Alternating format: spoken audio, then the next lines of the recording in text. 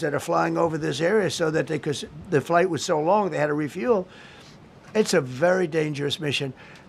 I just felt it was worth it. If you would have told me that we would have been successful, gotten both, and nobody was even essentially injured, I would have said that would be impossible. Yeah, please. Mr. President, thank you very much.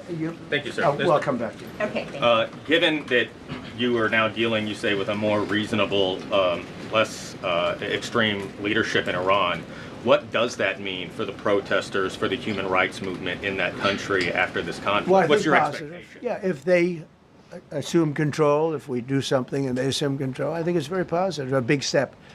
I don't think you'd see the radicalization that you have seen in the last. Look what happened. I mean, women are being executed because they're not properly clothed, they say. They're not properly clothed, and they execute the women. They shoot them right on the street. No, you have a much different group of people. Now, I'm not saying we are dealing with them. Essentially, they have till 8 o'clock tomorrow night, Eastern time. But we are dealing with them. I think it's going well. Mr. Witkoff is here, and JD's involved in the dealing. Mr. Witkoff is sitting right here, and I think it's going fine, but we'll have to see. You have to understand, we've been dealing with these people for 47 years. I'm standing here with a much more powerful Iran as of a month ago, not anymore. Right now, they are decapitated. But I'm standing here a month ago with a much more powerful Iran than it was at any point during 47 years. This should have been handled by 7 presidents, a lot of presidents. And those presidents are saying now, every one of them to their friends, we should have done this a long time ago. So it's not something I like doing. It's very dangerous, and we're getting them at the height of their strength. If I didn't terminate the Barack Hussein Obama Iran nuclear deal, they would have had don't forget, that was a path to a nuclear weapon. Remember this. He chose Iran over Israel, pure and simple. How Israel can vote for a Democrat is if you're Jewish in New York City or any place else in this country, and how you can vote for a Democrat is unbelievable, because he chose Iran, a very hostile Iran. Remember when he filled up a 757 with cash, billions of dollars of cash, and he sent it over to them. Then they gave them tens of billions of dollars. He chose Iran over Israel and really the Arab world, if you look, because, you know, the other, Saudi Arabia, Qatar, UAE, I mean, you take a look. I mean, I can add Kuwait and I can add Bahrain, and you can add others. He chose such an unlikely candidate. Nobody could believe it. Frankly, if you're going to choose between Iraq and Iran, he should have befriended Iraq. He went in the exact opposite direction of all thinking, and he made a terrible mistake. But that was a road to a nuclear weapon. And when I terminated that, everyone said, oh, he terminated it. It was one of the best things we ever did, because he had a road to a nuclear weapon. And it was a very short-term deal. You know, countries don't do 10-year deals. Countries do hundreds of years.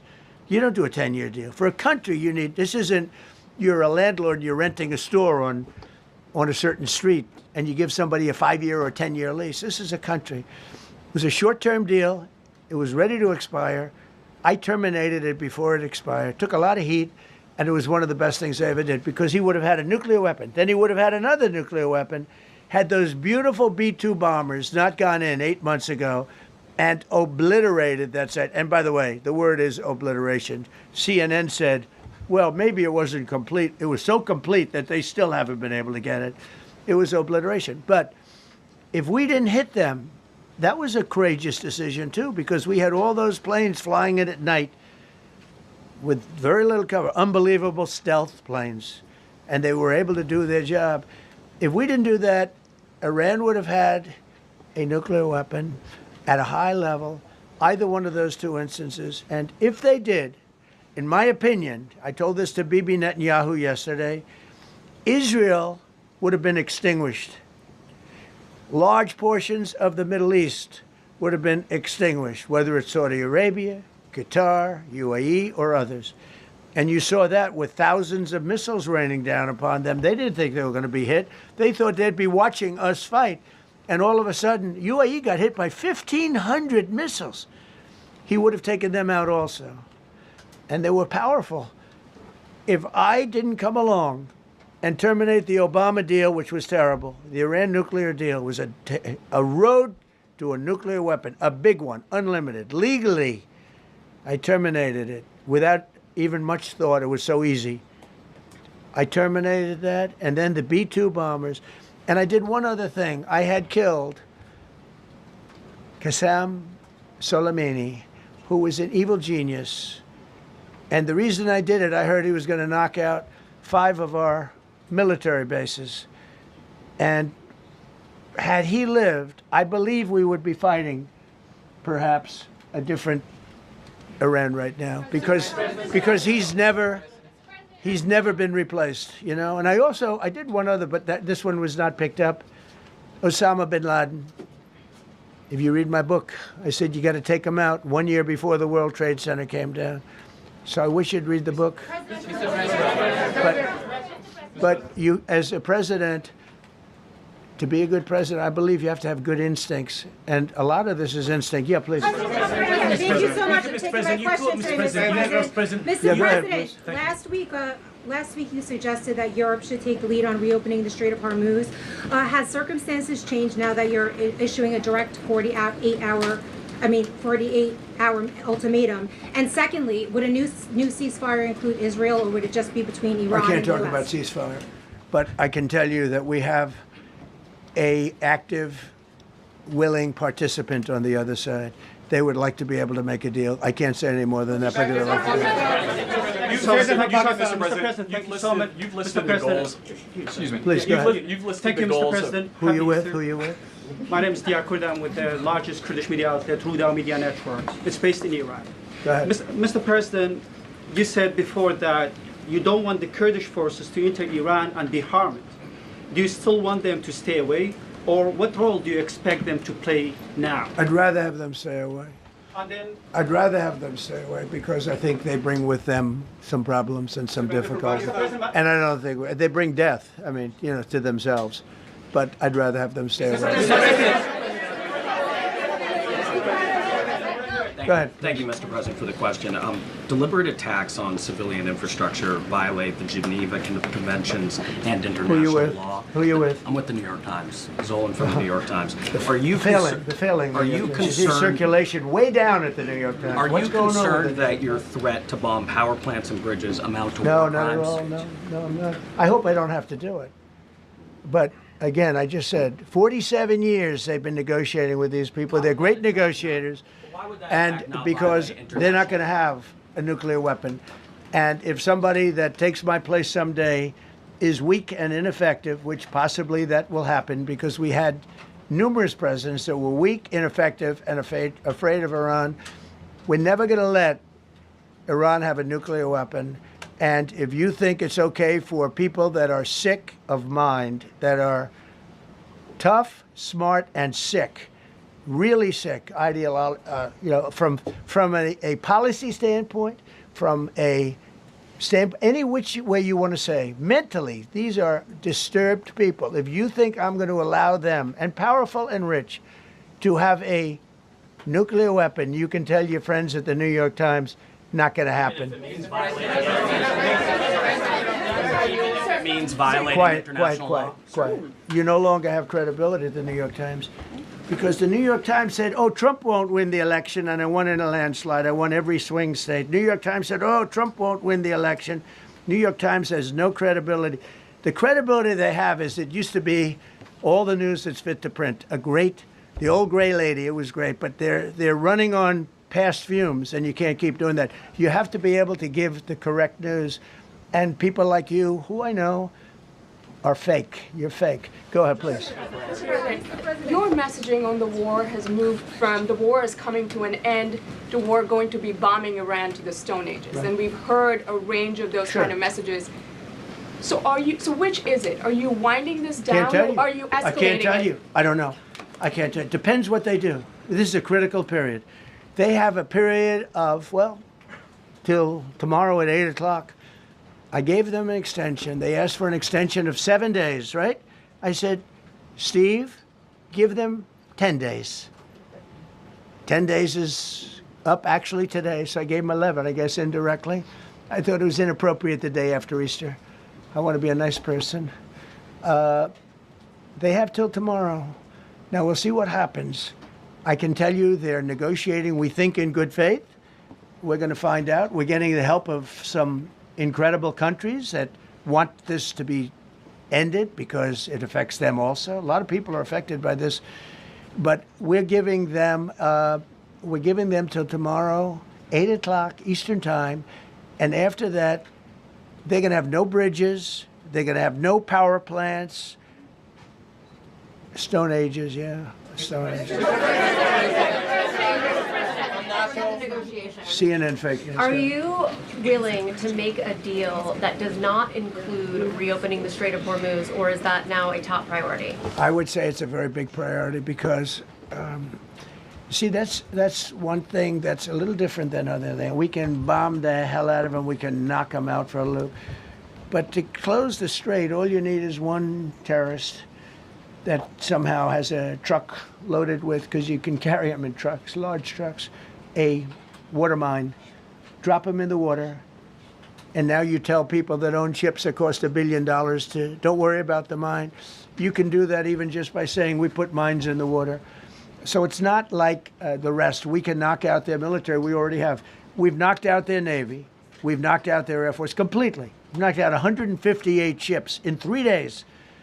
We've knocked out even their mine droppers. They don't have any mine droppers anymore, but they put them on other boats, and they could drop them. I'm not even sure they have any mines there, by the way. I'm not sure. I'm personally, they say there might be 8. I don't know. I think there might be none because they're very good bullshit artists. That's why for 47 years they've been bullshitting other presidents, and they haven't done the job. And people are living in hell. You live in that country, they're living in hell. No, I think that 47 years of this stuff is long enough. They're at the weakest point they've ever been.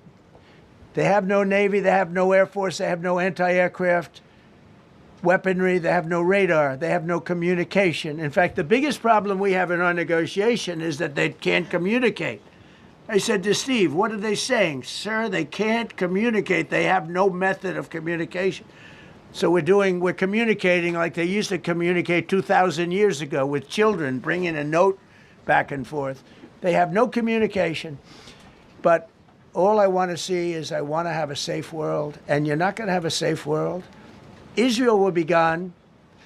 The Middle East will be gone. And then they're coming for Europe. And I have to tell you, I'm very disappointed in NATO. Very. I think that NATO... I think it's a mark on NATO that will never disappear in my mind. You know, they're coming to see me on Wednesday. They're going to say, oh, we'll do this, we'll do that. Now they all of a sudden want to send things, you know. But they said it loud and clear at the beginning when I spoke to UK of all. I would have said they would have been the first because they're the oldest. And I say, yeah, I'd love to have a little help. He said, no, sir, we'd rather wait till you win. I said, I don't need help after we win. They have 2 old broken aircraft carriers, barely work. I said, I guess we can use them. Who the hell knows? I called the general. He didn't even want them. He said, we don't really need them. We got the SS Abraham Lincoln, sir. We don't need them.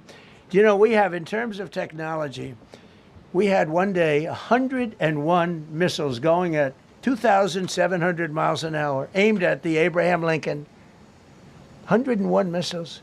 Out of 101 missiles, 101 missiles were shot down. Unbelievable technology.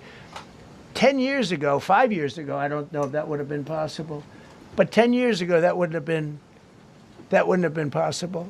101 missiles heading to a ship that's not that far off the coast. And out of the 101 missiles, we shot down all 101. We have weaponry. The Patriots are unbelievable. We have weaponry that's unbelievable, yeah. Just to clarify.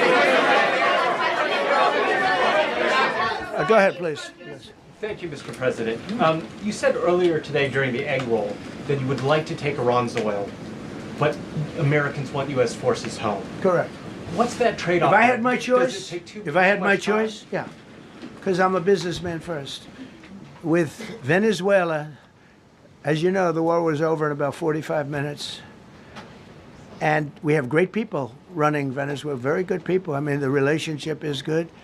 And we are a partner with Venezuela. And we've taken hundreds of millions of barrels, hundreds of millions. Over 100 million barrels already is in Houston, refined and out. And paid for that war many, many times over, many times over. You know, the old days, to the victim. Okay, you know that. To the winner belong the spoils, go the spoils. And I've said, why don't we use it? To the victor go the spoils. And we don't have that. We haven't had that in this country probably in 100 years, because even the Second World War, you look at the Second World War, we didn't have it with the Second World. We helped rebuild all those countries. We rebuilt Germany. How about Germany telling us that, well, it's not their war. We had nothing to do with it. They wanted me to go and tell them everything I was doing. We didn't know anything about it. Well, if I would have told them, they would have leaked it, and we wouldn't have been nearly as successful, possibly, right? But to the victor belong the spoils. So we haven't heard that in, I think, maybe hundreds of years. Now with Venezuela, and we, just so you understand, the people of Venezuela, they say if I ran for president of Venezuela, I'm polling higher than anybody has ever polled in Venezuela. So after I'm finished with this, I can go to Venezuela. I will quickly learn Spanish. It won't take too long. I'm good at language. And I will go to Venezuela. I'm going to run for president. But we're very happy with the president-elect that we have right now, the people that are running it. If you remember Bush with Iraq, they fired the generals, they fired the police, they fired the people that worked in their equivalent of the White House. They fired everybody. And you know what they had? They had a mess. And you know what happened? ISIS formed. Those generals and those soldiers got together. The police got together. They all got together. They formed ISIS. Not going to happen with us. So Venezuela has been an incredible situation. We went in. We were very successful. Military power like nobody's ever seen. The general, Venezuelan general, said, I was on that site. I said, I've never seen ferocity like that. I've been doing this for 40 years. He said, I've never seen it. They hit us from 17 different, they were all set. They saw that big, beautiful aircraft carrier, the Ford in that case, and planes were pouring off it at 1 o'clock in the morning. So typically when you see that late at night, you know, you could be in trouble, right? And we were all ready. They had their equipment. It was Russian. And they had Chinese equipment. It was all set. They were going to give us a fight. He said, and then they came. And they came at speeds like we've never seen. And they came at 17 different angles. The general and his people, that was a lot of angles. They hit him from every angle. He said, we knew it was over in 3 minutes. We were waiting for them. Their equipment didn't work. And there's a reason it didn't work. Someday we'll explain that to people. They pressed the button. Nothing happened. They pressed it again and again. Nothing happened. And he said, we knew this whole thing was over in 3 minutes. We've never seen any, he used the word ferocity. The ferocity of these planes from 17 different angles. And it was over. They went inside. And remember, that was on a military base with thousands of soldiers. And those soldiers looked and they said, get the hell out of here. Thousands. We didn't have thousands. We had like 200 people. So we have a great military. And I'll tell you what, somehow this rescue captured the world's attention, more so than normally. You're talking about 2 people. But this rescue captured the world's attention. But we did it in Venezuela. That was amazing. And now we have a very bad man in prison and going to trial. I mean, he released, aside from the drugs, which he was terrible, Maduro released hundreds of thousands of people from jails into our country. Drug dealers, murderers, the worst people in the world were released into our country because we had a stupid president who probably didn't know. And we had a border czar who never went to the border and never once called our great Border Patrol agents, right? Not once, Kamala. She never called the Border Patrol. She never said, how are we doing? I used to call the Border Patrol guys every day. You can ask them, Paul, ask any one of them. Brandon, ask him all the time, how are we doing? How are we doing? And we now, I'm proud to say, have a totally sealed border. 9 months, nobody is coming through our border. And nobody even tries because they know they're not going to get through. So we don't have caravans anymore. So maybe 1 or 2 more and we'll be done. Mr. President, are you allowed to, or are you willing to end this conflict with Iran charging tolls for passage through the strait? Us charging tolls? Iran. What about us charging tolls? Is that something you're considering? I'd rather do that than let them have them, right? Why shouldn't we? We're the winner. We won, okay? They are militarily defeated.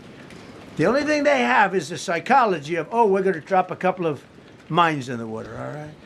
No, we have a concept where we'll charge tolls, okay? I thought you meant us. Your question would have been more accurate if you said us. Go ahead.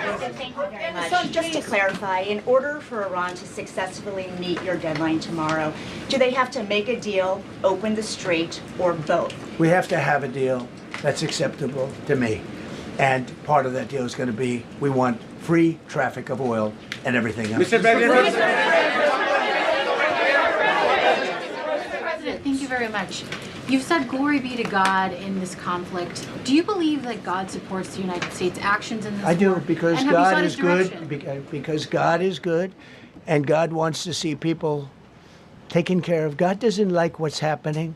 I don't like what's happening. Everyone says I enjoy it. I don't enjoy this. I don't enjoy it. These two guys don't enjoy it. You know, people say, "Oh boy, they're so tough." I don't like seeing people killed.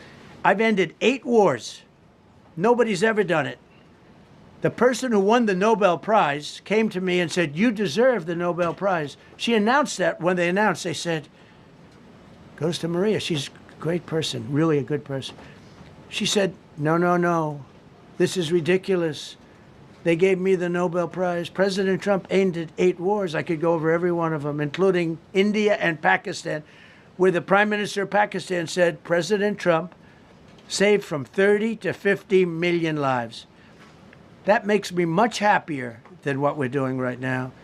That makes me much happier. We have 1 more to end, by the way.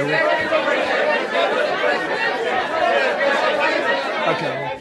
President, you called yesterday in your Truth Social, you called the Iranians crazy bastards. True. What is your response to critics who say that I don't care about critics. What is your response to critics who say that it is your mental health that should perhaps be examined as this war continues? I haven't heard that. But if that's the case, you're going to have more people like me, because our country was being ripped off on trade, on everything, for many years until I came along. So if that's the case, you're going to have more people. Dasha, go ahead. Dasha, You said that very little is off limits in Iran as far as targeting, including power plants, bridges. You've mentioned those. Very little is off limits. Are there certain kinds of civilian targets, though? I'm thinking schools I don't want or to tell you hospitals that. you I don't want would to say tell you is that. off- We have a plan, because of the power of our military, where every bridge in Iran will be decimated by 12 o'clock tomorrow night, where every power plant in Iran will be out of business, burning, exploding, and never to be used again. I mean, complete demolition by 12 o'clock. And it'll happen over a period of 4 hours if we wanted to. We don't want that to happen. We may even get involved with helping them rebuild their nation. And you know what? If that's the case, the last thing we want to do is start with power plants, which are among the most expensive thing, and bridges. You saw the bridge. The bridge went. We were very close to a deal. And then I got a call from Mr. Witkoff, Mr. Kushner, and JD saying, I think they're breaking the deal. I said, tell them that's okay. Don't worry about it. But tell them to look out their window and watch. And within 45 minutes, I gave the order to knock out the biggest bridge. I gave the order, knock out the biggest bridge in, I believe, the Middle East, but the biggest bridge in Iran. And within 10 minutes after I gave that order, that bridge was over.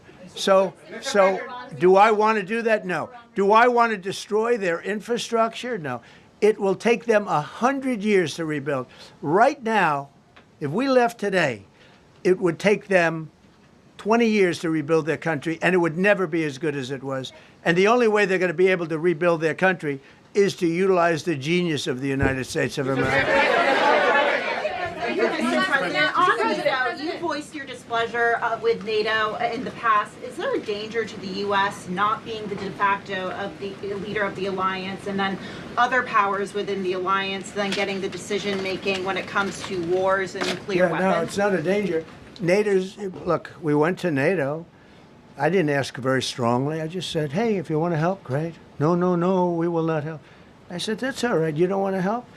Because I've always said NATO's a paper tiger. See, NATO's a paper tiger. Putin's not afraid of NATO. Putin's afraid of us, very afraid of us. And he's explained it to me a lot of times. I got to know him very well. I know him very well. NATO's a paper tiger. NATO is us. And when we needed them, we didn't need them, by the way. We didn't need them, obviously, because they haven't helped at all. Just the opposite. They've actually gone out of their way not to help. They didn't even want to give us landing strips. He's great, and Pete, all I can say is that he was treated very unfairly. And now those same people that treated him unfairly, that fought against him, they called me up saying, what a great choice he was. They said, well, what happened during his nomination? What happened to you? I'm telling you, people that were not for him, senators, friends of mine, sir, I don't think you're doing the right thing. Now they're calling me up. What a choice. These two guys are fantastic. And John Ratcliffe was incredible. It was actually their genius that called us from, he was 40 miles away. And he said, you know, we're seeing something moving up in the mountain. This is at night. And they kept the camera on him for 45 minutes. It wasn't moving. And they said, you know, probably wrong, but we're seeing something moving. This is a vast mountain, vast, thick, with bushes, trees. He said, we see something moving 40 miles away. It was the head of a human being, I'm telling you, it's moving. And then all of a sudden, 45 minutes later, he moved a lot. He stood up, and they said, we have him. And that was really the beginning of something incredible. We had an idea where he was, but not specifically. That's a big mountain. So I want to thank the CIA, too. I don't think they get enough credit for the great job they've done. Yes, please. Yes. Thank you very much, Mr. President, for this great opportunity. Country, it has super army. You make a difference, Mr. President. Thank you for your